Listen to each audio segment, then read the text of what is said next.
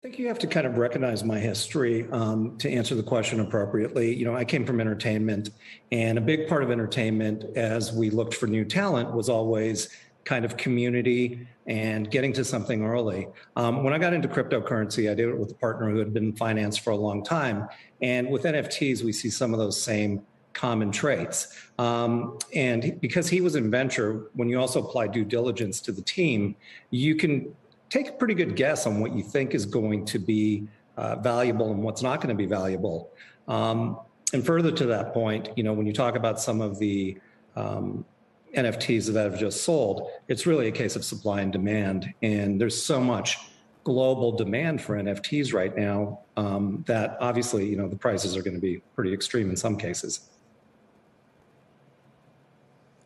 Hey, it's BK. So I've got a question about who is the buyer of these $90 million NFTs, right? So we know there's a lot of people that made a lot of money on paper as these things have gone up. But are people coming in from the traditional art world and buying $90 million NFTs? Or is it somebody else? Is it money laundering? What is it? Well, I mean, it's not money laundering, although I'm sure that it exists everywhere, including with cash. I moderated a panel at SALT, which is a big panel that Scaramucci does in New York, and we had Noah on from Christie's. Christie's really led the charge with, taking these traditional pieces of art and the question was asked, who is the buyer? And the truth is it's a new buyer. And we're seeing a shift right now. And I think it was their foresight kind of with the traditional art markets to introduce new buyers to this. And what we're actually seeing is a lot of traditional art buyers trying to figure it out. It's why someone like a Gagosian might be a little bit later to, what NFTs are actually about. And I also want to state that it's not just about art.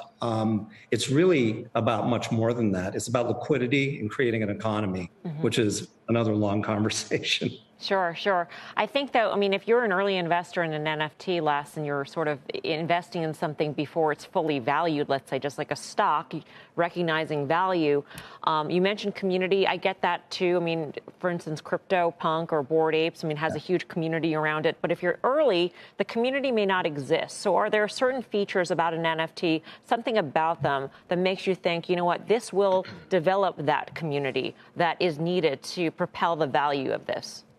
Yeah, look, with CryptoPunks, for me, it was always about generative art's been around since the 60s. And a CryptoPunk being the first thing on the Ethereum blockchain that was generative with 10,000, that was a tentpole moment.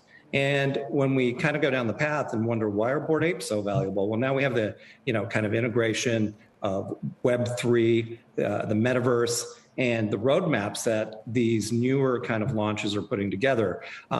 What I really love about the whole space is it's really kind of this offshoot of Wall Street Bets in a way, where you're seeing a convergence of ideas, and gaming avatars can earn you money. They can be wallets. They can be your identity. We've never seen that before. Yeah. Les, we hope you come back and keep us posted on the fund. We appreciate your time. Les Borsai of the Wave Fund.